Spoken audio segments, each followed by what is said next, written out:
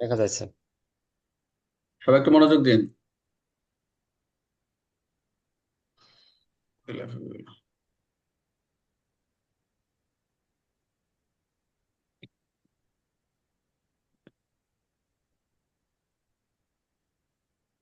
আচ্ছা, তাহলে আমরা আজকে দেখবো, দেখা যাচ্ছে দ্বিতীয় সেশন। মনোযোগ দেন, 6 দ্বারা দেখা যাচ্ছে, একটু মনোযোগ দেন সবাই। আমরা গতকাল কি পড়েছিলাম? 6 দ্বারা কি মনে আছে? 6 দ্বারা পড়েছিলাম কি? মানব পাচার নিষিদ্ধ।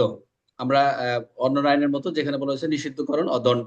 মনোযোগ দেন, যে মানব পাচারের 6 দ্বারা পড়েছিলাম কি? নিষিদ্ধ মানব পাচার নিষিদ্ধকরণের দণ্ড ও সাজাটা আমরা দেখেছিলাম।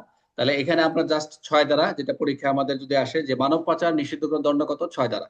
এখানে এখানে সাজার কথা যেটা বলা রয়েছে, যে মানব পাচার যদি অপরাধে সংগঠনের কোনো ব্যক্তি অন্যদিকে, তাকে যাবজ্জীবন কারাদণ্ড, অনন্য 5 বছর সশ্রম কারাদণ্ড এবং অনন্য 50,000 টাকা জরিমানা। জরিমানা কোনো মুখস্থ দরকার নেই, ডাইরেক্ট লিখবেন 5 ধারার ধারার আইনগত ব্যবস্থা নেওয়া যাবে মানব পাচার নিষিদ্ধকরণ দণ্ডে। এখানে এসএমএস কে দেয়। আচ্ছা, এখন মনোযোগ দেন, 6 ধারা কিন্তু কতগুলো পড়েছে, একটু আমরা জাস্ট এখানে হেড নিচ্ছি। 6-1 অনুযায়ী মানব পাচার অপরাধ বলে গণ্য হবে যদি, এখানে মানব পাচার কোনো একটু আরেকটু একটু অ্যাড করে দেয় এখানে। মানব পাচার যে নিষিদ্ধকরণ যে বিষয়গুলো রয়েছে, এই মানব পাচার কথাটা কত ধারায় বলা রয়েছে? কত ধারা? তিন দ্বারা স্যার। গুড। স্যার। এখন এই যত মানব পাচারকে যে মানব পাচারের যে বিষয়গুলো রয়েছে, যে অন্তর্ভুক্ত বিষয় রয়েছে মানব পাচারের সংখ্যাটা, যেটা গতবার পরীক্ষা চলে আসছে। এখন যাদের আসছে তাদের এএসআই থেকে সাব ইন্সপেক্টর তাদের আসতে পারে, আবার কনস্টেবল থেকে এসআই আবারও দিতে পারে। আপনারা কোনো বাদ দিবেন না, এগুলো না পড়লে আপনি কমপ্লিট হতে পারবেন না। তো এখানে বলছে যে 6-1 অনুযায়ী মানব পাচার অপরাধ বলে গণ্য হবে যদি সেটা কত ধারায় কার্য করে, সেটা হচ্ছে 3 ধারা। এই 3 ধারা অনুযায়ী কার্য করে, সেটা হচ্ছে মানব পাচার হিসেবে অপরাধ গণ্য হবে। মানব পাচারের সর্বনিম্ন দণ্ড কত বলা রয়েছে, যেটা আমরা দেখলাম, 5 বছর সশ্রম ও 50,000 জরিমানা। জরিমানা এগুলো মুখস্থ করার দরকার নেই, একটু এড়িয়ে যাবেন, সমস্যা নেই। একটা উদাহরণ আছে, মানে যদি এই 6-এর একটা উদাহরণ যদি আসে পরীক্ষায়। রহিম একজন দরিদ্র যুবককে বিদেশে ভালো চাকরি প্রলোভন দেখে তার পাসপোর্ট সংগ্রহ করে এবং পরে তাকে জোরপূর্বক অবৈধ কাজে নিয়োজিত করে। এখন এই যে রহিমের এই যে কাজ, প্রথম হচ্ছে 3 ধারা উল্লেখিত কাজ। 3 ধারা কিন্তু তার কার্য করছে, কিন্তু পরবর্তী কি 6 ধারা অনুযায়ী সে অপরাধ হিসেবে গণ্য হবে। এইটুকু বুঝেন ভালো করে। প্রশ্ন আপনারা পরীক্ষা হলে কেন মার্ক পান না, যারা রিটার্ন দিয়ে বারবার ফেল হচ্ছেন, এটা একটা খেয়াল রাখেন। পরীক্ষা লেখার একটা বড় একটা বিষয়। আপনার প্রশ্ন পেয়ে দ্রুত লিখে ফেলেন। কিছু কিছু নিজের ভিতরেও যে কোনো প্রশ্ন আসলে চেষ্টা করুন প্যানেল কোডে এসেও সাক্ষ্য নেন, আপনারা প্রশ্নটা উত্তরে লিখে উদাহরণ লিখে দিবেন। প্রশ্নে দেখা গেছে, এই যেমন একটা প্রশ্ন আসলো যে বিচার্য বিষয় বলতে কি বুঝাবো, প্রাসঙ্গিক বিষয় অথবা সাক্ষ্য কাকে বলে। আরে ভাই, এগুলো তো গাইডের প্রশ্ন, বই থেকে আপনারা মুখস্থ করে যাবেন। আমার কথা হচ্ছে আপনারা সাক্ষ্য কাকে বলে লিখে একটা উদাহরণ ক্রিয়েট করেন, যে একটা উদাহরণ লেখেন। তাহলে কি মার্ক হচ্ছে 3, আপনি এক লাইনে তো 3 মার্ক তো দিবে না। 1 লাইন 2 লাইনে কি 3 মার্ক দিবে ওরা? যারা একটু বেশি লেখে তারা কিন্তু একটু বেশি মার্ক পায়। আর যারা লিখতেছে দেখবেন দেখবেন মোটামুটি কাছাকাছি হয়ে যায়। একজন আমি দেখলাম আমার গ্রুপে, সে -25-এর কারণে সে ফেল করছে। -25 মানে খুব ব্যাড লাগ। তাহলে সে এই পানিশমেন্ট থাকুক যেটাই থাকুক, এই -25 কিন্তু অন্য দিক দিয়ে ছুটাতে পারে। যে যে অনেকে যারা নায়ক যারা আছেন, তারা 5 মার্কে ধরেন বেশি আছেন, তারা যদি পরীক্ষা ভালো করে, এমনি তো তারা 100 ভিতরে ঢুকে যাচ্ছে। আর আমার কথা হচ্ছে 5 মার্কের আমি নিব না, আমি তার সাথে কম্পিটিশন করবো না, আমি একটু ভালো লিখবো।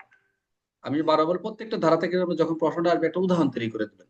আপনাকে সেখানে এমসিকিউ তৈরি করা লাগবে না, আপনি একটা উদাহরণ তৈরি করার চেষ্টা করবেন, যে নিজে একটু দ্রুত লেখে একটা উদাহরণ, এই আর কিছু না।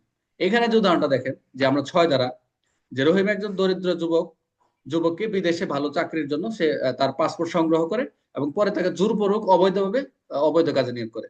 দেওয়ার কথা ছিল এক জায়গায়, তারা করছে আরেক জায়গায়। এখন রহিমের যে এই কাজ, এই যে মানব পাচারের যে জোরপূর্বক যে 3 ধারা যে কার্যটা, এটা একটা কার্য, ওই অনুযায়ী অপরাধ হয়েছে। কিন্তু অপরাধের সাজাটা কত দাঁড়ায়, সেটা হচ্ছে 6 ধারা। এটা একটা অপরাধ। এখন সাজা কত হবে এটা কোর্ট নির্ধারণ করবে, আর কিছু নাই। এখন আছে 7, যেটা আমরা গতকাল পড়েছিলাম, সংঘবদ্ধ মানব চক্র। পড়ছিলাম না গতকাল, সংঘবদ্ধ মানব পাচারের অপরাধের দণ্ড। এটা কিরকম, যে সংঘবদ্ধ গোষ্ঠী হতে পারে, একাধিক সদস্য হতে পারে, সকল সদস্যের সাধারণ অভিপ্রায়টা কি, উদ্দেশ্য কিন্তু তাদের আর্থিক কোনো কিছু লেনদেন, বস্তুগত হোক বা অবস্তুগত হোক, তাদের কিন্তু তারা উদ্দেশ্য হচ্ছে আর্থিক লেনদেন করবে, তাদের কাছে টাকা পয়সা নিবে। এবং গোষ্ঠীর প্রত্যেক সদস্য কিন্তু অপরাধ সংগঠনের সাথে এই অভিযুক্ত হবে। যদি একজনের অপরাধ সংগঠনে মৃত্যুদণ্ড হয়, তারাও কিন্তু ওই একই দণ্ডে দণ্ডিত হবে। কারণ হচ্ছে এখানে সবার ক্ষেত্রে আনা হয়েছে, যে প্রত্যেক সদস্য কি অপরাধ সংগঠনের দায়ে অভিযুক্ত হবে এখানে। কাদের? সংঘবদ্ধ মানব অপরাধ যদি দণ্ড হয়। সংঘবদ্ধ কত? সংঘবদ্ধ মানব চক্র বলছিলাম, অপরাধের সংগঠন হচ্ছে 7 ধারা। মনোযোগ দিয়ে, কাল গত লেগলে পড়ছেন, যে সংঘবদ্ধ গোষ্ঠী, সকল সাধারণ সাধারণ অভিপ্রায়, মুনাফা আর্থিক হতে পারে, বস্তুগত হতে পারে, সব সদস্য দায়ী হবে। মৃত্যুদণ্ড দেখ, 7 বছর দেখ, 5 বছর, এটা আদালতে নির্ধারণ করবে। আমরা হচ্ছে 7 ধারা দেখলাম, সংঘবদ্ধ গোষ্ঠী যদি অপরাধ করে সেটা হচ্ছে সকল সাধারণ উদ্দেশ্য তো একটাই, যে আমরা একে পাচার করব, মুনাফা উদ্দেশ্য, কিন্তু দোষী হবে সকলে মিলে 7 ধারায়।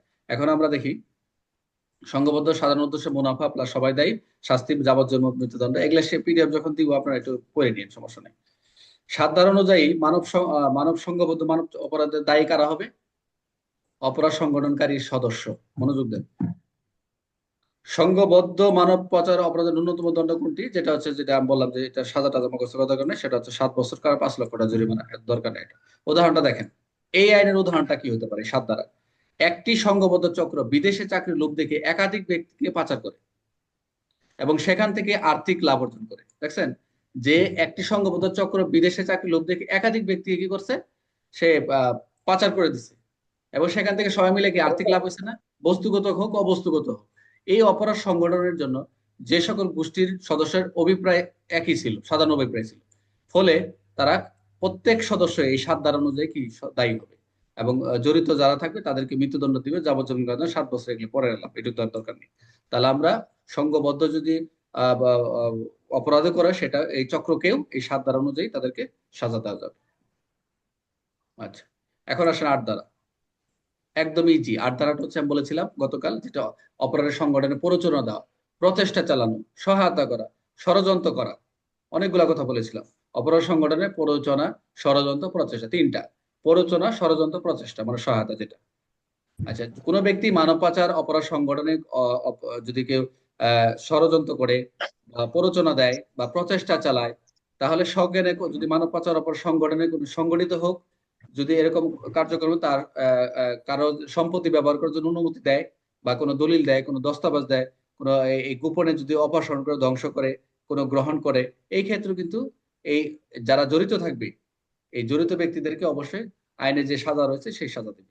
তাহলে আমরা এটাকে আইনে যে ভাষায়, যে আমরা যেটা বলছি যে পেনাল কোডের সাথে আমরা বলছিলাম অপরাধের সহায়তাকারী, অ্যাভিয়েটর, সহযোগী, যেটা পেনাল কোড আমরা 107 ধারায় অপরাধের সহায়তা হিসেবে আমরা গণ্য হিসেবে, এইটাই বলছে যে এখানে অ্যাভিয়েটর হিসেবে সে দণ্ডের যে পরিমাণ রয়েছে, ধার্যকৃত দণ্ডের সমপরিমাণ সেও কিন্তু সাজা হবে।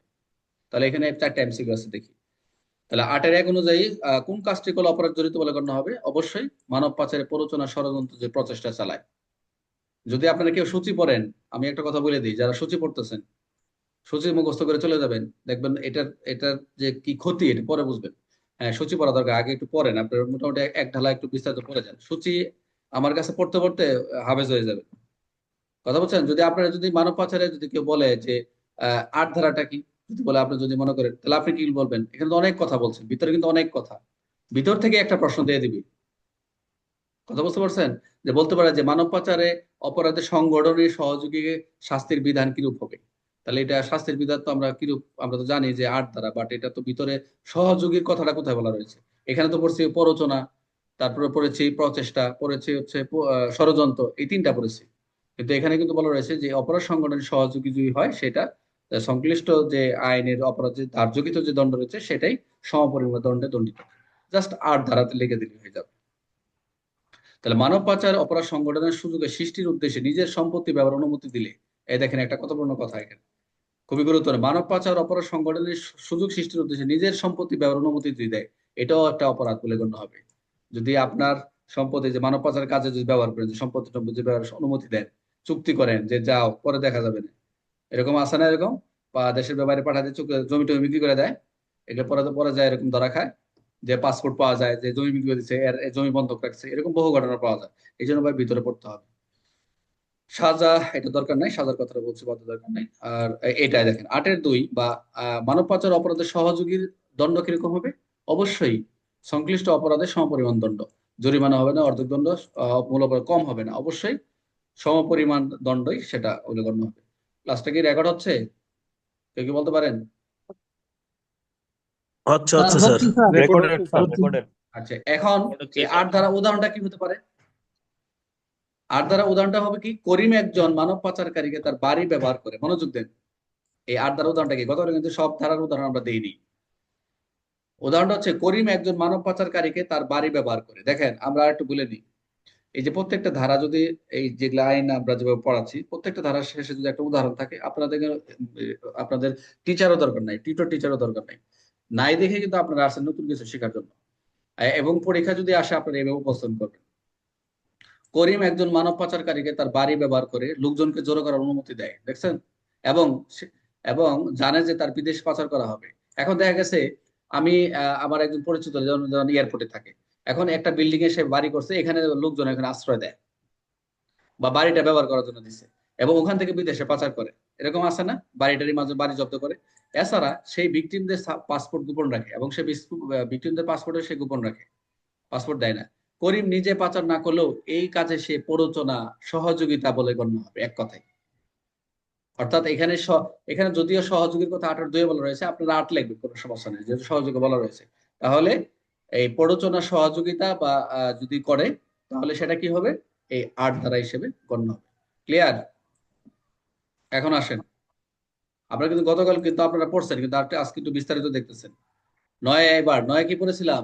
জোর করে কাউকে যদি জবরদস্তি, দাসত্বমূলক শ্রমে কোনো কাজে লাগায়, জোরপূর্বক যদি কোনো জবরদস্তি বা দাসত্বমূলক শ্রমে কাজে লাগায়, সেটা যদি সেবা করতে বাধ্য করায়, সেখানে যদি তাকে টর্চারিং করে, সেখানে যদি হুমকি দেয়, সেখানে যদি মারধর করে এবং সেবা নেওয়ার জন্য বাধ্য করায় যে এটা তুই এই কাজটা করবি, তুই নিয়ে গেছে এক জায়গায়, কিন্তু নিয়ে যা আরেক জায়গায় তারা জবরদস্তি ভাবে কার্যক্রম চালাচ্ছে, এটা নয়। কিরকম? কোনো ব্যক্তিকে বেআইনি ভাবে অন্য কোনো ব্যক্তির ইচ্ছার বিরুদ্ধে কোনো কাজ যদি করে, সেটা কিরকম? কোনো শ্রম, যদি লেবারগিরি করা, সেবা প্রদান করতে বাধ্য করা, ঋণ দাস করালে রাখলে, বল প্রয়োগ করানো, বল প্রয়োগ যেটা আমরা পড়লাম উপরে, বল প্রয়োগের যে বিষয়গুলো পড়লাম ওখানে, কোনো প্রকার চাপ প্রয়োগ করলে বা কোনো প্রকার হুমকি প্রদর্শন করলে যে এটা তোর করা লাগবে, বাধ্য করছেন, সেটা হচ্ছে এই 9 দ্বারা। জোরপূর্বক কোনো যদি কাজ করে, তাহলে এটা আমরা কি কি মনে রাখবো? এখানে ইচ্ছা, কাজ, ঋণ, বল, হুমকি, এটা আমরা মনে রাখার জন্য লিখছি, এটা দরকার নেই। তাহলে এখানে যদি একটু মনে রাখার জন্য আমরা খেয়াল করি, যে এটা যদি একটু মনে রাখি আমরা, তো কোনো ব্যক্তির ইচ্ছার বিরুদ্ধে কোনো কাজ বা শ্রম বা সেবা করানো, ঋণ দাস করানো, বল প্রয়োগ, চাপ করানো, হুমকি দেওয়ানো, এগুলো যদি দেয়, সেটা একটা অপরাধ বলে গণ্য হবে। 9 ধারা অনুযায়ী কোন কাজটি অপরাধী গণ্য হবে? অবশ্যই বল প্রয়োগ করে শ্রম করা, বল প্রয়োগ, বাধ্য করানো, জোর করে। ঋণ দাস করে রেখে শ্রম আদায় করাটা কি? এটা একটা কি? অবশ্যই 9 ধারা অনুযায়ী অপরাধ। দেওয়ানি অপরাধ, পড়াশোনার অপরাধ, কোনো অপরাধ না, অবশ্যই 9 ধারা অনুযায়ী অপরাধ। ঋণ দাস করে রেখে শ্রম আদায় করা, দেখছেন? 9 ধারা অনুযায়ী ন্যূনতম দণ্ড দরকার নেই, এগুলা সর্বোচ্চ দণ্ড, এগুলো দরকার নেই। এখন একটা উদাহরণ দেখেন, 9 উদাহরণটা কি? মালিক একজন শ্রমিককে ঋণের অজুহাতে আটকে রাখে, দেখছেন? তার কাছে ঋণ পায়, যে তোর কাছে 10,000 টাকা পাই, এখন তার মালিক কি করলো? সে শ্রমিক ঋণের অজুহাতে তার আটকে রাখছে, এরকম পাই না? যে টাকা দিবি তারপরে যাবি। এখন তার ইচ্ছার বিরুদ্ধে দীর্ঘ সময় তাকে কাজ করাতে বাধ্য করে। মনোযোগ দিন, দেখছেন? এখন কিন্তু ক্লিয়ার উদাহরণটা দিয়ে ভিতরে যেভাবে লিখছে, যে কাউকে ধরে নিয়ে এক যে কাছে তাকে বাধ্য করাইতেছে। এখন ঋণ বা দাসত্বের ক্ষেত্রে তার একটু ক্লিয়ার করে দিচ্ছে, যে মালিক একজন শ্রমিককে ঋণের অজুহাতে তাকে আটকে রাখছে, and তার ইচ্ছার বিরুদ্ধে দীর্ঘ সময় তাকে কাজ করাতে বাধ্য করছে, এবং কাজ না করলে মারধর করতে হুমকি দিচ্ছে, যদি কাজ না করো তাহলে মারধর করতে হুমকি দিচ্ছে। এই যে এই কাজ, যে জবরদস্তি, ঋণ, দাসত্বমূলক শ্রম হিসেবে গণ্য হবে, সাজা যায়। প্রত্যেকটা ধারা থেকে দেখে আপনি বলতে হবে এটা উদাহরণটা, এটা উদাহরণ তৈরি করতে হবে, চিন্তা করতে হবে। খালি পড়ে চলে গেলে মানব পাচার একদিনই শেষ করা যায়, কিন্তু সহজ না তো। এখন আসেন, ভেরি ভেরি ইম্পর্টেন্ট, এতক্ষণ যা বললাম, এখন একটা প্রশ্ন দেবো, এটা হচ্ছে রিটার্নের প্রশ্ন, যারা পরীক্ষা দেবেন, ভেরি ভেরি ইম্পর্টেন্ট। 10 ধারা, যেটা হচ্ছে অনেকে আবার পেনাল কোডের সাথে চলে যায়, এটা যে 379 যে বিধান চুরির, 378-এর যে সংজ্ঞা, 82 পর্যন্ত চুরির যে বিধান রয়েছে, এই মানব পাচারে চুরি, যে হাসপাতাল চুরি হোক, যে কোনো ভাবে চুরি হোক, এই চুরি সংক্রান্ত যদি কোনো প্রশ্ন আসে, তাহলে এই 10 ধারা হবে। বিশেষ করে হাসপাতাল, ট্রান্সপোর্ট বা ক্লিনিক থেকে যে চুরিটা হয়, মানব পাচার আইনে 10-2 হয়, এটা আমরা পাবো এখন। তাহলে আমরা হেডলাইনটা কি? মানব পাচার অপসংরক্ষণের উদ্দেশ্যে অপহরণ, প্রথম হচ্ছে অপহরণ, চুরি, আটক, তিনটা বিষয়। তাহলে 10। এই যে আমরা 2-15, আমরা যেটা যৌন শোষণ, নিপীড়ন, আমরা পড়ে ওখানে পড়ি না এখানে, বাট এখানে যে বলছে যে কোনো মানব পাচার উদ্দেশ্যে যদি সংগঠন, অভিপ্রায়, শোষণ, নিপীড়ন, যদি এরকম কোনো কিছু করে, কোনো ব্যক্তিকে অপহরণ করে, গোপন করে, গোপনে আটকে রাখে, এগুলা অপরাধ বলে গণ্য হবে। এই শব্দগুলো পেনাল কোডে যখন পাবো না, আপনার অনেক ভালো লাগবে, বুঝতে পারছেন? এই জন্য এখন একটু কষ্ট হচ্ছে, হোক। তাহলে 10 ধারা আমরা কি কি পেলাম? তিনটা বিষয় পেলাম, অপহরণ, চুরি এবং আটক, একসাথে তিনটার সাথে। মাথায় ঢুকে না। কিন্তু পেনাল কোডে কিন্তু পেনাল কোডে আমরা কিন্তু আলাদা আলাদা শব্দ পাবো, কিন্তু এই মাইনরিটি কিন্তু মজা একটাই, যে সব শব্দগুলো একসাথে দেওয়া। তাহলে আমরা 10 দ্বারা কি দেখতে পাচ্ছি? যে তিনটা বিষয়, অপহরণ রয়েছে, চুরিও রয়েছে, আটক রয়েছে, দেখছেন? কিন্তু পেনাল কোডে অপহরণের ধারা একটা, চুরির একটা, আটক একটা, এই যে অবৈধ আটক, অন্যায় আটক, যেটা হচ্ছে আমরা যেগুলো দেখি। আচ্ছা, তাহলে আমরা দেখলাম 10-1 দেখলাম সাজা। পরে দেখেন যে 10-2, মানব পাচার সংগঠন অভিপ্রায় কোনো ব্যক্তি নবজাতক শিশুকে হাসপাতাল সেবা, মাতৃসদন, শিশু সদন, নবজাতক শিশুর মাতার হেফাজতে চুরি করিলে বা অপহরণ করিলে তাহলে সেটা অপরাধ বলে গণ্য হবে। দেখছেন যেটা বললাম এখন, 10 দ্বারা। এমসিকিউ দেখেন, 10-1 অনুযায়ী অপহরণ বা আটক করলে তারা কি হবে, সেটা সেটা হবো মানব পাচার সংগঠনের অভিপ্রায়ে সেটা হলো অপরাধ গণ্য হবে। আর 10-1 শোষণের মধ্যে অন্তর্ভুক্ত হবে কি, অবশ্যই যৌন শোষণ ও নিপীড়ন, যৌন শোষণ এবং নিপীড়ন, টর্চারিং, যেটা এক্সপ্লয়টেশন এবং টর্চারিং। 10-1 অনুযায়ী কোন কাজটি অপরাধ গণ্য হবে, অবশ্যই অপহরণ করে গোপন করে আটকে রাখা, যদি অপহরণ করে গোপন করে আটকে রাখে মানব পাচার, শাস্তিটা আমরা আমি দরকার তো নেই। সবাই অনলাইনে 10-2, ক্লাসে অ্যাড হয়।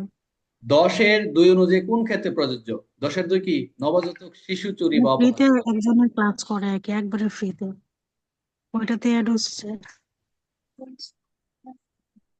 আচ্ছা, নবজাতক শিশু বা চুরি অপহরণ যদি করেন, যেটা দেখলাম আমরা 10-2 যেটা দেখলাম, পরীক্ষা যদি যদি জানা থাকে যে নবজাতক শিশু চুরি হয়েছে, হাসপাতাল থেকে মাতৃসদন থেকে একটা শিশু চুরি করছে, এটা ডাইরেক্ট 10-2 লিখে দিন। আর 10 দ্বারা লিখলেও সেটা মার্ক কাটবে না। নবজাতক শিশুকে কোথা হতে চুরি করে অপহরণ করে 10-2 প্রযোজ্য হবে। দেখেন একটা প্রশ্ন করছে, নবজাতক শিশুকে কোথা হইতে চুরি করে, কোথায়, হাসপাতাল, মাতৃসদন, শিশু সদন, পিতামাতার হেফাজতে। আরেকটা সর্বোচ্চ শাস্তি সেটা হচ্ছে আমাদের যাবজ্জীবন কারাদণ্ড, এগুলো দরকার নেই। আর জরিমানা বলা রয়েছে সেটা হচ্ছে 50,000, এটা দরকার নেই, ন্যূনতম এগুলো দরকার নেই। এখন একটা এটার একটা উদাহরণ দিচ্ছে, মনোযোগ দেন। একটি মানব চক্র বা একটি চক্র মানব পাচার উদ্দেশ্যে একটি শিশু একটি হাসপাতাল হতে সদ্য জন্ম নেওয়া শিশুকে চুরি করে নিয়ে যায়।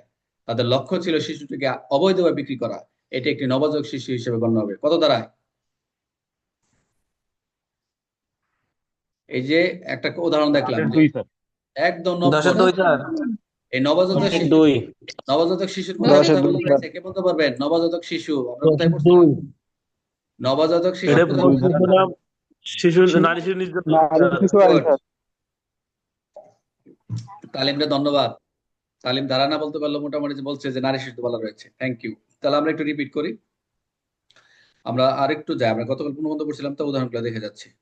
আচ্ছা, এখন হচ্ছে পতিতাবৃত্তি বা পতিতাবৃত্তি বা পতিতা যাই হয় না কেন, পতিতাবৃত্তি, পতিতাবৃত্তি বা অন্য কোনো প্রকার যৌন শোষণ নিপীড়নের জন্য আমদানি স্থানান্তর, যেটা হচ্ছে আমরা কত দেখবো 11, যে পতিতাবৃত্তির উদ্দেশ্য যদি কোনো যৌন শোষণ বা নিপীড়নের জন্য কাউকে আমদানি করে স্থানান্তর এক জায়গা থেকে আর নিয়ে যায়, কি করবে, কোনো ব্যক্তিকে যদি জবরদস্তি করে, প্রতারণা করে, প্রলোভন দেখায়, পতিতাবৃত্তিতে অথবা অন্য কোনো প্রকার যৌন শোষণ বা নিপীড়নের এই ভাষাগুলো আনবেন যখন মানব পাচার করবেন, যে পতিতাবৃত্তি, যৌন শোষণ, যৌন নিপীড়ন, এগুলো যখন আপনারা পড়বেন হেডলাইনে একবার পড়ে যাবেন, কোনো বারবার বলে কোনোটাই মুখস্থ করবেন না, বারবার রিডিং পড়বেন, একবার দুইবার দেখবেন ভাষাগুলো দখল হচ্ছে।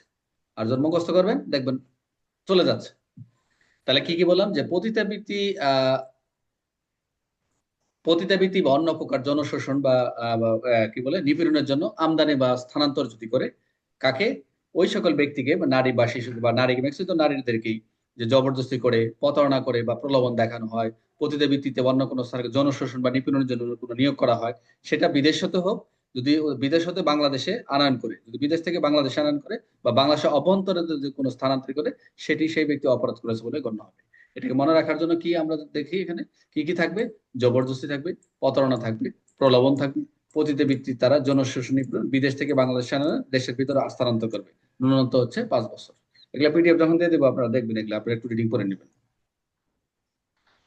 এটাকে মনে রাখার জন্য কি, প্রথম হচ্ছে জবরদস্তি করবে, প্রতারণা করবে, প্রলোভন দেখাবে, প্রতিযোগী যৌন শোষণের জন্য আনান বা স্থানান্তর, একমাত্র আনান বা স্থানান্তর হলেই 11 ধারা হয়ে যাবে, মনে রাখবেন, অন্য কোনো কিছু এখানে আনার দরকার নাই, স্থানান্তর করবে। 11 ধারা অনুযায়ী সংগঠিত অপরাধ হবে যদি জবরদস্তি, প্রতারণা, প্রলোভন, যৌন শোষণের জন্য নিয়োগ করা হয়। 11 ধারা অনুযায়ী আমদানি স্থানান্তরকে শাস্তিযোগ্য করেছে অবশ্যই পতিতাবৃত্তি বা যৌন শোষণ নিপীড়ন। 11 ধারা অনুযায়ী স্থানান্তর অপরাধ অন্তর্ভুক্ত হবে কি, অবশ্যই বিদেশ থেকে বাংলাদেশে বা দেশের অভ্যন্তরে, বিদেশ থেকে বাংলাদেশের বা দেশের অভ্যন্তরে। 11 ধারা অনুযায়ী অপরাধ সংগঠনের কোন পদ্ধতিগুলো ব্যবহৃত হতে পারে, অবশ্যই জবরদস্তি, প্রতারণা, প্রলোভন, এখানে সবগুলোই। 11 ধারা অনুযায়ী ন্যূনতম কারাদণ্ড, এগুলো দরকার নেই, শাস্তিগুলো এগুলো দরকার নেই। আচ্ছা, উদাহরণটা দেখেন, একটা উদাহরণ দিচ্ছি। একজন দালাল প্রতারণার মাধ্যমে এক নারীকে বিদেশে ভালো চাকরির প্রলোভন দেখে বাংলাদেশে এনে তাকে পতিতাবৃত্তিতে নিয়োজিত করে।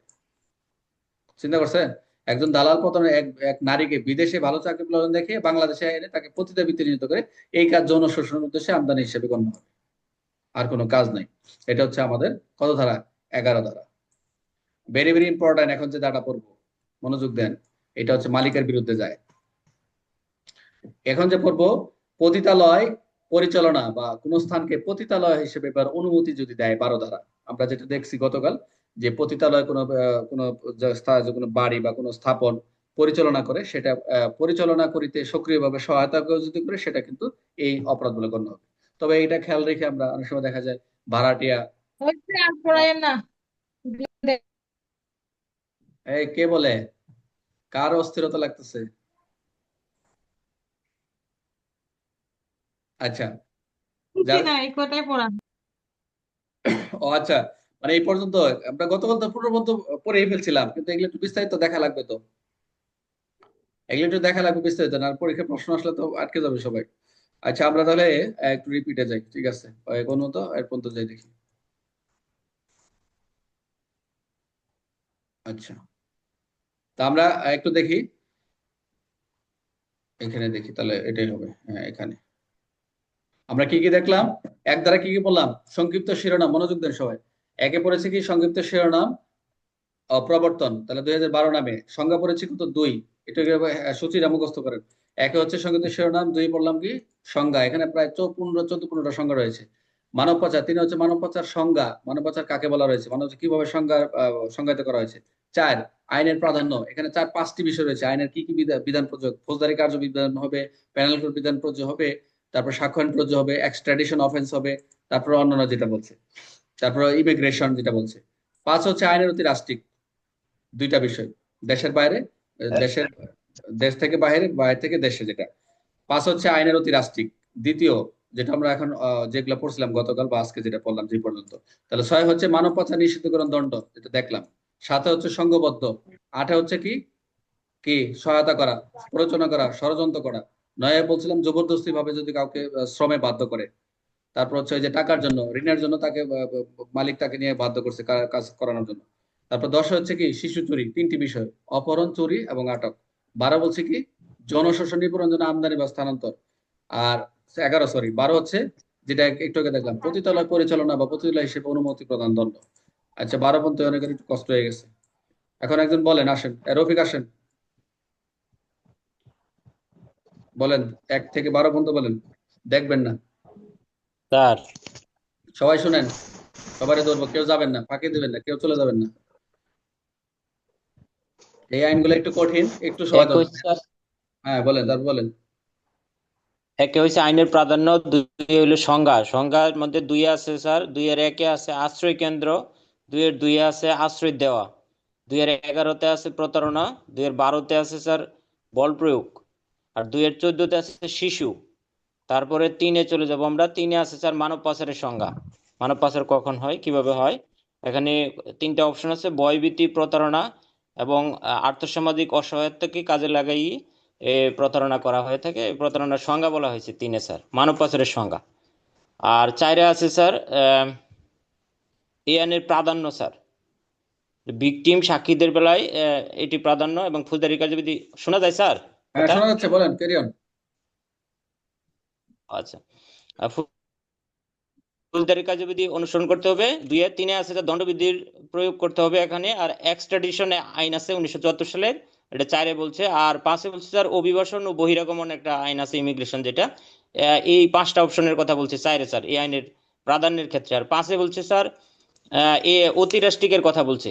এখানে বলছে যে বাংলাদেশের বাহিরে জাহাজে বিমানে যদি এ ধরনের অপরাধ করে তাহলে সেটা এই আইনের আওতাধীন হবে। এবং 2-এ বলছে স্যার যদি বাংলাদেশের বাহিরে করে বা বাংলাদেশের ভিতরে করে সেটাও এই রাষ্ট্রের এই আইনের আওতাধীন হবে, 5-এ বলছে। আর 6-এ বলছে স্যার মানব পাচার নিষিদ্ধকরণ ও দণ্ডের শাস্তির কথা বলছে এখানে। আর 7-এ বলছে স্যার সংঘবদ্ধ পাচার চক্রের কথা বলা হয়েছে স্যার, সংঘবদ্ধ পাচার। 8-এ বলছে স্যার প্ররোচনা দেওয়া বা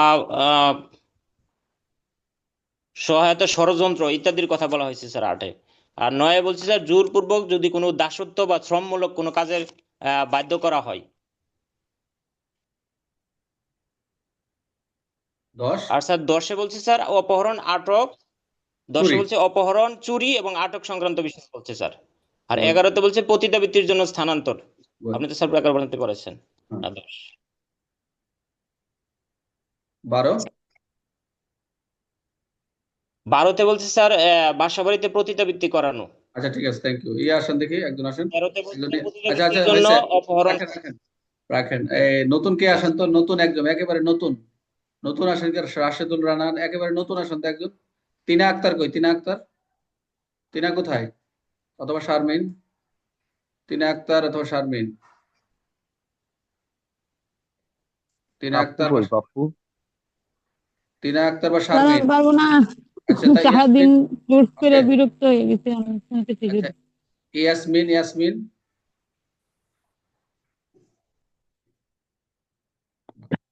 আচ্ছা আপনারা ক্লাসটা শেষ করে আপনারা এই যে 1 থেকে 12 পর্যন্ত লিখবেন, লিখে খাতা গ্রুপে জমা দিবেন সবার ক্ষেত্রে।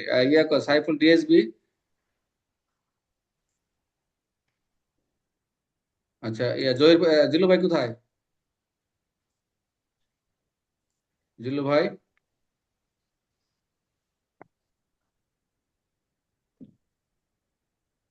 আচ্ছা জিল্লু ভাই নাই দেখি সব। হেলাল, হেলাল কোথায়? হেলাল,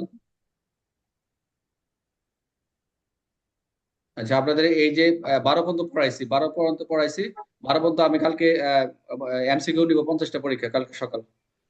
12 পর্যন্ত যে পড়াইলাম, 1 থেকে 12 পর্যন্ত পড়ানো হয়েছে, এমসিকিউ মডেল টেস্ট পরীক্ষা কালকে। কালকে সকালে পরীক্ষা দিয়ে দেবেন সবাই। আই রিপিট, কালকে সকালে সবাই এমসিকিউ মডেল টেস্ট পরীক্ষা দেবেন। যে সফটওয়্যার পরীক্ষা দেবেন সেই সফটওয়্যার পরীক্ষা দিব সবাইকে।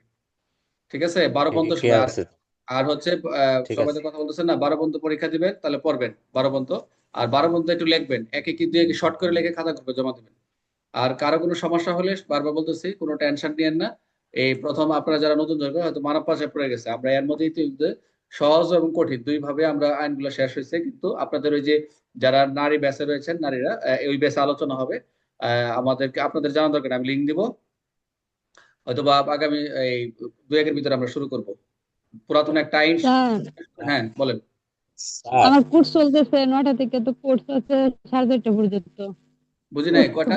এই কবে বাগ কবে কবে কবে কালকেও কোর্স আছে 9টা থেকে 4:30টা পর্যন্ত। কবে এটা? ওই কালকে স্যার 3 দিন ধরে তো করতেছি, ওই কালকে বকবকানি রাত্রে? শুনে তো রাত্রে ভালো লাগে না। না না, রাত্রে না তো, স্যার সকালেই তো, দিনের বেলা 9টা থেকে সকালে 4:30টা সমস্যা নাই, পর্যন্ত ওই যে দিনের সমস্যা, দিনে কোর্স। ক্লাস নিব না, দিনে আমরা আপাতত একটু রাখছি, পেন্ডিং রাখছি, সমস্যা নাই। দিনে স্যার ক্লাস পরীক্ষার নেই। কথা বলছি, ওই বকবকানি শুনে আরই পড়া ভালো লাগে না আচ্ছা সারাদিন। ও আচ্ছা আচ্ছা, বুঝতে পারছি। আমি বলি ওই যে মডেল কালকে যে মনে হচ্ছে এমসিকিউ নিব, স্যার। আমি শুনেন হ্যাঁ আজকে যে হ্যাঁ পরীক্ষাটা হয়েছে, যে যেটুকু পড়াইছি দেখবেন কালকে একবার আপনি 10 মিনিট সময় পেলে, 15 মিনিট সময় পেলে আপনি পরীক্ষা দিতে পারবেন, সমস্যা নেই, এখানে কঠিন না স্যার, আপনার। আমি বাসায় নাই, আমি ওই যে পুলিশ লাইনে চলে আসছি। ওই কোর্টে আছি না, ওইখান থেকে পুলিশ লাইন অনেক দূরে। আপনি আমি সারাদিন করবো। কষ্ট করে হলে 10 মিনিট 15 মিনিট সময় বের করবেন, সফটওয়্যারে পরীক্ষা দিয়ে দিবেন কষ্ট করে। আপনি না আপনার পারলে বলবেন। মোবাইলে তো পিডিএফ দেওয়া আছে, এইগুলা দেখেন, দেখে খাতায় একটু লেখেন, তাইলে তো বের হয়ে যায় কি আছে না আছে। স্যার তো দিয়ে দিছে পিডিএফ। রুবেল কই?